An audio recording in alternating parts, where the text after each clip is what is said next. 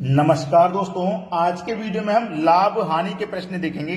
तो चलिए स्टार्ट करते हैं। पहला सवाल है, किसी वस्तु को 800 रुपए में खरीद कर 900 रुपए में बेच दी तो लाभ प्रतिशत क्या करो। देखिएगा, कॉस्ट प्राइस हमारा कितना था, 800 रुपए, और हमारा सेलिंग प्राइस क्या था, 900 रुपए। 800 में खरीदी थी, 900 में बेची, हमको फायदा हुआ 100 रुपए का। लेकिन उसने फायदा रुपए में नहीं पूछा, उसने प्रतिशत में पूछा। तो कैसे बताते हैं 100 रुपए का फायदा हुआ है। कभी भी आप प्रॉफिट या लॉस प्रतिशत में निकालें तो याद रखना, जो फायदा हुआ है ना, इसमें हमेशा कॉस्ट प्राइस से डिवाइड कर देना। तो कॉस्ट प्राइस आपका 800 रुपए है और प्रतिशत में किसी भी चीज को बताना है तो 100 से गुना कर देना। 2 जीरो से आपके ये 2 जीरो कट जाएंगे। 8 से 100 में भाग दोगे तो 8 एकम 8 कटेगा, 2 बचेगा 20, 8 दूनी का 16, 4 बचेगा नहीं जाएगा तो 40, 8 पंजे 40, 12.5%। ये प्रश्न का बिल्कुल सही जवाब है, सी ऑप्शन। तो लाभ का प्रतिशत क्या होगा, 12.5%। सभी को समझ में आ गया, बेसिक सवाल था। अब देखते हैं अगला सवाल। अगला प्रश्न है, किसी वस्तु का क्रय मूल्य 8,200 रुपए था तो 20% लाभ प्राप्त करने के लिए उसे कितने में बेचना होगा। बहुत अच्छा सवाल है, देखिएगा। एक तरफ लिखिए कॉस्ट प्राइस और दूसरी तरफ लिख दीजिए सेलिंग प्राइस। कॉस्ट प्राइस मान लीजिए 100 रुपया है। जब हमें किसी चीज का कॉस्ट प्राइस नहीं पता होता तो हम उसे 100 मान लेते हैं। कॉस्ट प्राइस 100 है और 20% का लाभ प्राप्त करना है, तो 100 की चीज पे 20 का लाभ प्राप्त करना है। तो इसका मतलब हम उसे कितने में बेचेंगे, 120 में बेचेंगे। 100 में खरीदेंगे, 120 में बेचेंगे, तभी तो 20% का लाभ होगा। क्लियर है ना, तभी 20% का लाभ होगा। अब हमसे बोला गया है कि हमारा जो क्रय मूल्य था वो 8,200 था। क्रय मूल्य यहां पे 100 है और हमें दिया गया है 8,200। तो ये 100 से 8,200 कितने गुना है, कितने गुना है। आप बोलोगे सर 82 गुना है। 82 का गुना 1 से करोगे 82, 2 जीरो आ जाएंगे। जब ये 82 गुना है तो ये भी तो 82 गुना होगा, ये भी 82 गुना होगा। तो 120 का 82 गुना कर दो, जीरो आ जाएगा लास्ट में। 12 दूने का 24 का 4, हासिल लगे 2, 12 अट्ठे 96, हासिल के 2 98। ठीक है, 9,840 हो जाएगा। 9,840 पहला ऑप्शन बिल्कुल सही जवाब है। तो हमें कितने में बेचना होगा, 9,840 में हमें बेचना होगा। यह प्रश्न का बिल्कुल सही जवाब हो जाएगा। अब देखते हैं अगला प्रश्न। अगला प्रश्न है, किसी वस्तु को 1190 रुपए में बेचने पर 30% हानि होती है तो उसका क्रय मूल्य होगा। देखिएगा, एक तरफ लिखिए क्रय मूल्य यानी कि कॉस्ट प्राइस और दूसरी तरफ लिख लीजिए सेलिंग प्राइस। लिख दिया। अब समझिएगा प्रश्न को अगर आप समझ गए तो सभी समस्याएं खत्म। वस्तु को 1190 रुपए में बेचने पर, बेचने का मतलब विक्रय मूल्य है, कितना है, 1190 विक्रय मूल्य है। ठीक है, 30% की हानि होती है। अगर हम 1190 में बेचेंगे तो 30% हानि होगी। समझ लो मेरी बात को, 1190 में बेचेंगे तो हमें हानि कितनी होगी, 30%। इसका मतलब ये जो वैल्यू है ये 70% की वैल्यू है। ठीक है, क्योंकि हमें 30% की हानि हुई है। किसी चीज का मूल्य अपने आप में 100% था, ठीक है, और हमने 30% की हानि पर बेचा, तो 30% की हानि पर बेचा, 30 निकाल दो, मतलब 70% में बेचा। तो यहां तो बेच रहे हैं हम 70% में और रुपए में बेच रहे हैं 1190 में, तो 70% की वैल्यू है 1190। ठीक है, अब 70% का देखो ये कितना गुना है, 70% का ये कितना गुना है, 0 का 0 और ये हो जाएगा 7 से 119 को कटाएंगे तो 17 बार में, मतलब ये 17 गुना है। कितना गुना है, 17 गुना। अब देखो ये सेलिंग प्राइस 70% था तो कॉस्ट प्राइस भी कितना होगा, अपने आप में 100%। भाई कॉस्ट प्राइस तो 100% होता है, लेकिन हमें रियल कॉस्ट प्राइस निकालना है। जब ये 17 गुना था तो ये भी आपका क्या हो जाएगा, 17 गुना। तो 100 का 17 गुना कितना हो जाएगा, 1700 हो जाएगा। इसका मतलब कॉस्ट प्राइस हमारा 1700 होगा। हम उसे 30% की हानि पे बेचेंगे तो 1190 में बेचेंगे। कॉस्ट प्राइस कितना हो जाएगा, 1700। बी ऑप्शन सवाल का बिल्कुल सही जवाब है। अब देखते हैं अगला प्रश्न। अगला प्रश्न है, एक वस्तु को 15% हानि पर बेचने से 2550 रुपए प्राप्त होते हैं तो 20% लाभ प्राप्त करने के लिए उसे कितने में बेचना होगा। देखिएगा, ध्यान देना प्रश्न को। एक है हमारा कॉस्ट प्राइस, ठीक है, दूसरा है सेलिंग प्राइस, और यहां पे एक और है सेलिंग प्राइस। तो ये सेलिंग प्राइस 1 और ये सेलिंग प्राइस 2, ठीक है। अब समझिए, कॉस्ट प्राइस नहीं पता, हम उसे 100 मानते हैं। अब हमारा कॉस्ट प्राइस 100 है, अगर मैं इसे 15% की हानि पर बेचूंगा तो 100 की चीज को 15 की हानि पर बेचूंगा, मतलब 85 में बेचूंगा, ठीक है। और अगर मैं 20% के लाभ पे बेचूंगा, 100 की चीज को 20 के लाभ पे बेचूंगा, तो मतलब 120 में बेचूंगा। तो ये मेरा पहला सेलिंग प्राइस हो गया, ये मेरा दूसरा सेलिंग प्राइस हो गया। मेरा पहला सेलिंग प्राइस है 85, और रुपए में रियल में कितना है? 2550। कितना है?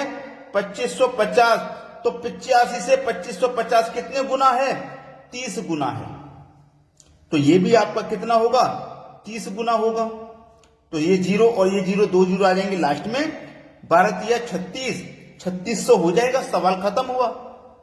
डी ऑप्शन में दिया गया है 3600, तो कितने में बेचना होगा? 3600 में बेचना होगा। ये इस सवाल का बिल्कुल सही जवाब है। अब देखते हैं अगला सवाल। अगला सवाल है, किसी वस्तु को 630 रुपए में बेचने पर 10% हानि होती है, तो 910 रुपए में बेचने पर कितने प्रतिशत लाभ या हानि होगी? देखिएगा, एक हो गया आपका कॉस्ट प्राइस, एक आपका सेलिंग प्राइस, ये सेलिंग प्राइस 1 है और ये आपका सेलिंग प्राइस 2 है। कॉस्ट प्राइस जब नहीं पता तो हम उसे 100 रुपया मानते हैं। अब 100 की चीज को 10% की हानि पर बेचेंगे तो इसका मतलब 90 में बेचेंगे, ठीक है, 90 में बेचेंगे।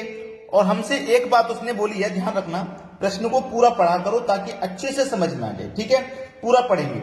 अब देखिएगा, हम उसे किसी वस्तु को 630 रुपए में बेच रहे हैं। यहां पे देखो हम 90 में बेच रहे हैं और यहां बेच रहे हैं 630 में। 630 में बेचने का मतलब है, 630 में बेचने का मतलब है 90 का 630 कितने गुना भैया? 7 गुना। 7 गुना है कि नहीं भाई? 7 गुना है। अब देखो, जब ये 7 गुना है तो ये भी तो 7 गुना होगा। तो 100 का गुण 7 गुना कितना हो जाएगा भैया? 700 हो जाएगा। 100 का 7 गुना कितना हो जाएगा? 700 हो जाएगा। अब देखना ध्यान से, ये कितना है मेरा? 700 है। ये मेरा कितना है? 630 है। ये 700 है, ये 630 है। और इसको मत भूल जाना, ये 910 है। इसको तो नहीं भूले, क्योंकि अभी हमारा सेलिंग प्राइस 2 बचा हुआ है। हमसे बोला था कि 10% की हानि होती है, 10% की हानि पर हमने बेच दिया, फिर हम दूसरी को बेच रहे हैं, 910 रुपए में बेच रहे हैं। यहां 700 रुपए की चीज थी, पहला सेलिंग प्राइस 630 है और दूसरा सेलिंग प्राइस हमारा 910 है।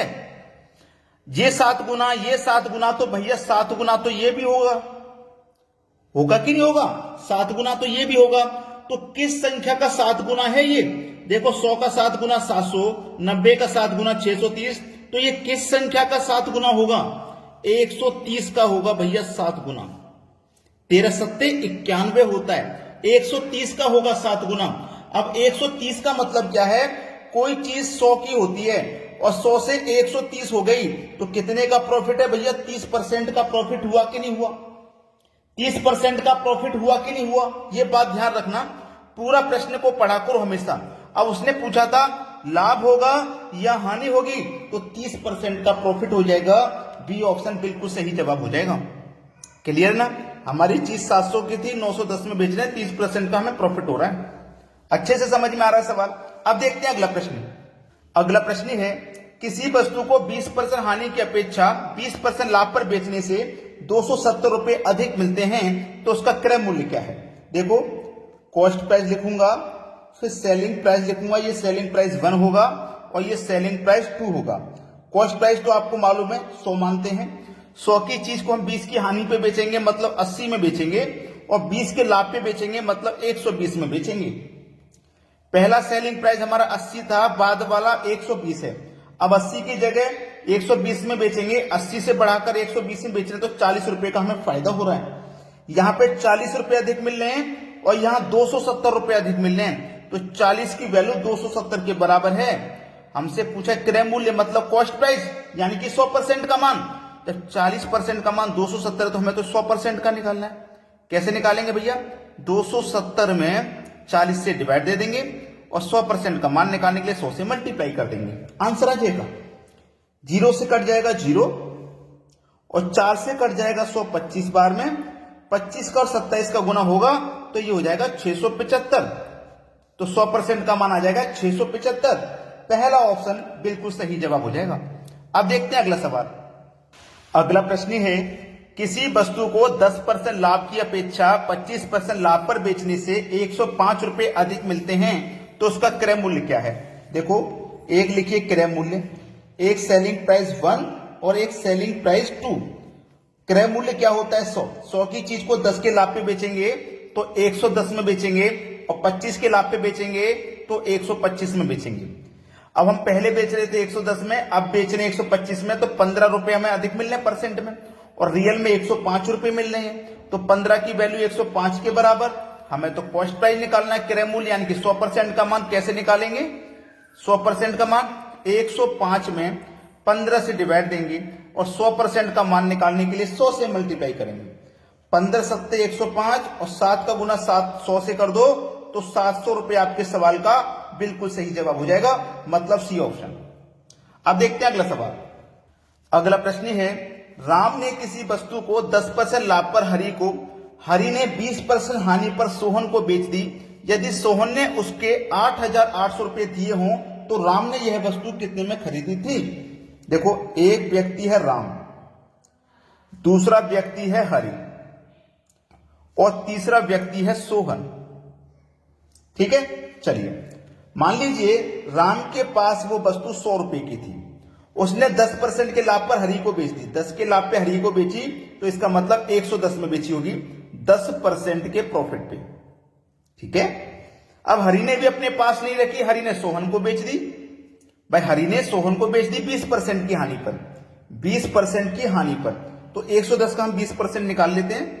110 का हम 20% निकालेंगे, परसेंट का मतलब बटे में 100, तो 2 जीरो से 2 जीरो कट के 11 दूने का 22, यानी कि 22 रुपए की हानि पर बेची। तो 110 में से 22 घटा दो, मतलब 88 रुपए में उसने सोहन को बेच दी थी। ठीक है, अब सोहन ने उसके 8,800 रुपए दिए हों। सोहन ने 8,800 रुपए दिए हैं, 8,800। यहां कितने दिए प्रतिशत में? 88। रियल में दिए 8,800, तो कितने गुना है? आप बोलेंगे सर 100 गुना। जब ये 100 गुना वैल्यू है, याद रखना, जब ये 100 गुना वैल्यू है, उसने पूछा राम ने वह वस्तु कितने में खरीदी थी, तो ये भी तो 100 गुना होगी। ये भी तो 100 गुना होगी कि नहीं होगी भाई? ये भी 100 गुना होगी। तो आप 100 का 100 गुना कर दो तो ये हो जाएगा आपका 10,000। कितने में खरीदी थी?